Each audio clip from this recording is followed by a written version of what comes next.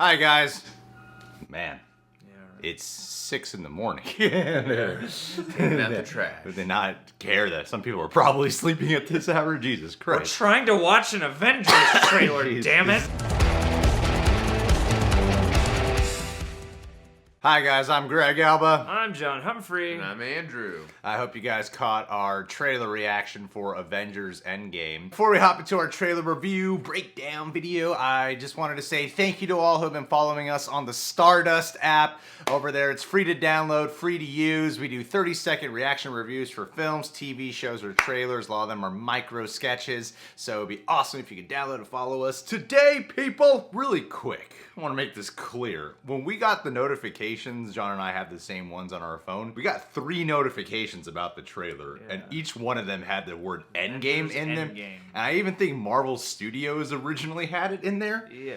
And they must have changed it right away, and that's how we knew it, because I said Endgame before I hit the trailer to play it. 3 people were like, I think this might be fake because you said Endgame beforehand.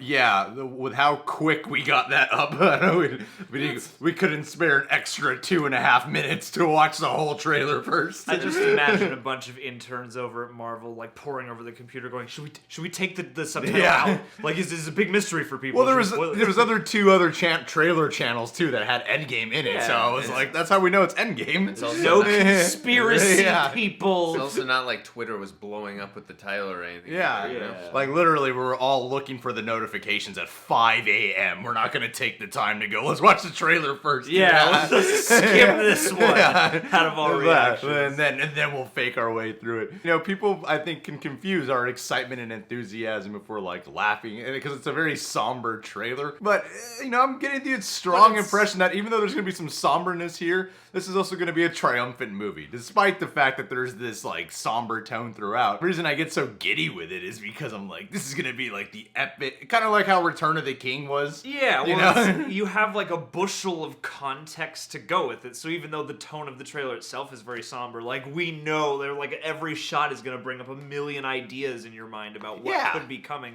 and that's really with exciting. like Hawkeye return, Ronan being in there. Yeah. Yeah, you're like, that's exciting. What's going on with Ronan there, Andrew? It looked like he was battling the Yakuza, but I mean, if just taking a pretty obvious guess is we're gonna have to guess that in the decimation that his family was most likely wiped out, and now that's what's driving him and calling him, to become like a lone warrior now, because that's basically what Ronin is. You know, it's a Japanese name that refers to, the masterless samurai, the lone warrior. So, and It's also Robert De Niro. Exactly. Yeah. Good 1998 film flick. That's a good one. Where's Gene Reno? Is he in this trailer? Or Keanu Reeves with 47 of them. One of the thing I thought was funny about this trailer is that both of the characters that were like very apparently missing from the first Infinity War, it's him and Scott Lang too, which everybody's going nuts about, thinking like maybe is he a Skrull or something like that? Because last time we saw Scott Lang, he's stuck in the quantum realm and all that. But obviously he's using a time vortex because they said it's just an old message because they're talking about time. Yeah. So. See, and we got those set photos too with the time travel devices. So exactly. I'm thinking that's probably not what's gonna happen, but it's a cool theory. I imagine if you didn't see the set photos, that in some ways can feel like a spoiler. To see Scott Lang, especially with knowing how Ant-Man and the Wasp was a mid-credit sting went down. Ant-Man being lost in the quantum realm, showing he's out of the quantum realm here. Right. But I mean, if he is a Skrull, it's not a spoiler. This could be a mislead. I mean, the Infinity War trailer, the first couple were pretty notorious for being quite misleading. For having very iconic shots that were not going to appear in this the movie. Hulk running at the end. Yeah, exactly. All those elements. But I think to me, it wasn't really a spoiler because I was like, I knew he was going to be in it. I saw those set photos, which were a spoiler in and of itself. We knew from the end of Ant-Man and the Wasp. That he would be here. Yeah, of course. So, but the fact that he's like pulled out and going to them, I could see how some might view it as a spoiler. But for me, I'm just giddy that he is here. I think it's kind of stupid to criticize us for getting excited for so much of this. But I'm like, despite its somber tones, there's still plenty of cool moments of like Ronan and Ant-Man in here. Yeah. Just seeing them all too. It's starting off somber because there's probably going to be a lot of triumph here. Well, and what I mean, me as a viewer, sometimes I'll laugh at things that I find clever or particularly interesting. And I don't know how everyone's going to respond to this trailer, but I kind of like the approach that they took, because I remember the original Infinity War trailer being pretty jam-packed with a lot of things. And I like that they went with an opposite approach to this. I love the stuff with Tony in space just talking to his helmet settlement recording these little messages. And then, we cut back to Earth, and we get at least an idea of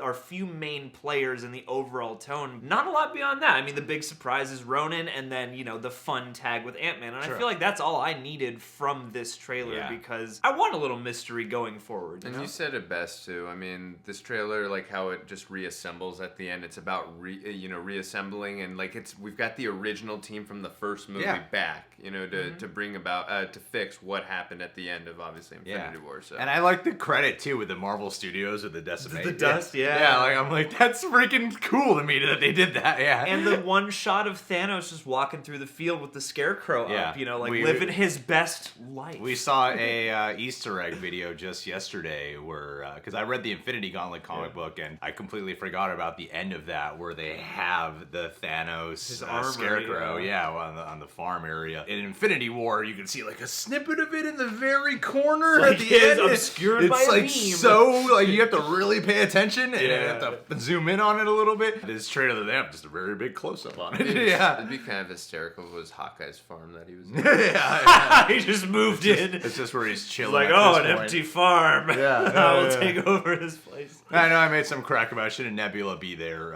in the trailer reaction, but I'm pretty sure Nebula is on that ship. They have a moment in here where Nebula is on the ship, and it's a big ship, as I imagine. And also, too, her and Tony were the only ones who survived Titan. Titan, so it makes sense. That would make the most sense, absolutely. And you pointed out that in the photos, when they were saying that Thanos wiped out half of all living creatures, which is cool clarification, because I remember Kevin Feige came out and said, half of everything, all living things, they got wiped out. They cut out parts of the montage where it was like a deer fading, a dog, a tree, a cockroach. I'm glad they didn't show dogs fading away. Yeah, that would have been heartbreaking. So they clarify that, but in that moment where they have Scarlett Johansson's Black Widow voice overlapping it, you point out they have a photo of Shuri there on screen, showing that Shuri was wiped out.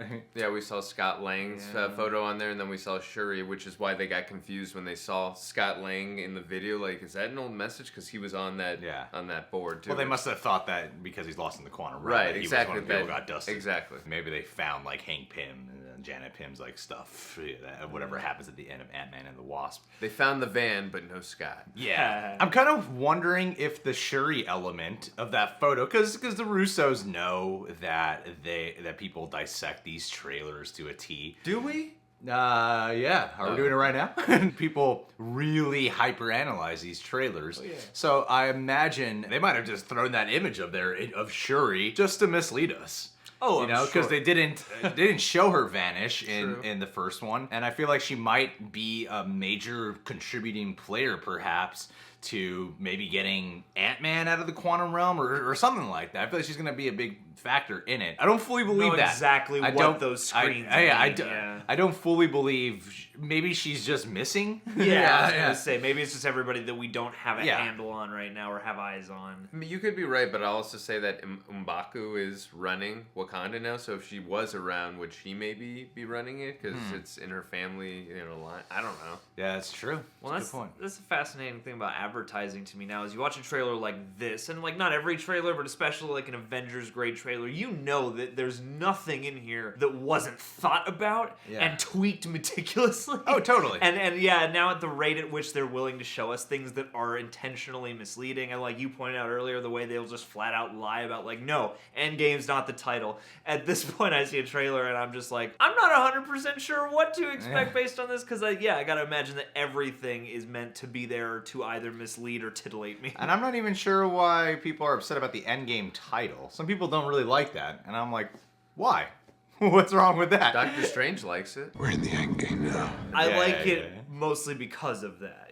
It's like it seems like a fitting title, and we won't know until we see the movie, obviously. But having to come out of that line and him alluding to the one version where we win this, it fits. You guys were also talking about Tony talking to his helmet like that. I mean, we were talking about like how he felt trapped and isolated, and that kind of felt like the first movie where he's trapped and isolated in a cave.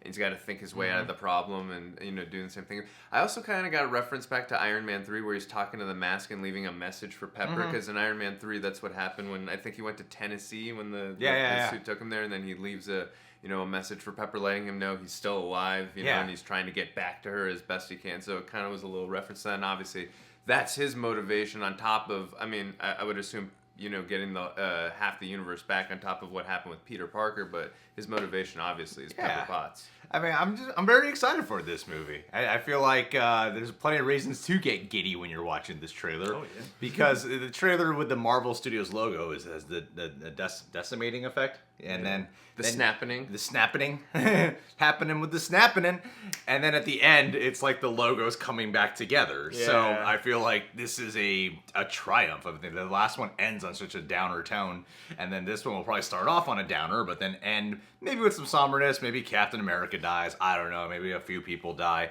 but they're obviously going to bring back at least most of the people who were snapped away. So I imagine that it's going to be a triumphant feeling by the end. Yeah. Well, that's what sits nicely about the title for me is it does feel like the end of a chapter of something. Yeah. It feels like the end of a piece, and then we'll transition into something else. Well, I mean, this movie is the culmination so far of everything that's happened. I mean, it's just all... Yeah. I mean, even though obviously we know there's going to be way more MCU films after this, but at least for the original team, it's kind of like, spinning that bow at the end. Where it's just or wrapping that bow at the end, if you will. Just a culmination of everything. But I will say one thing I did really appreciate in this trailer. I love seeing Captain America get so emotional, and then we saw him, with that picture of Peggy. Single tear. Yeah, so, I mean, that was really cool. All this time, he's on the road with Black Widow, and he's still thinking about Peggy.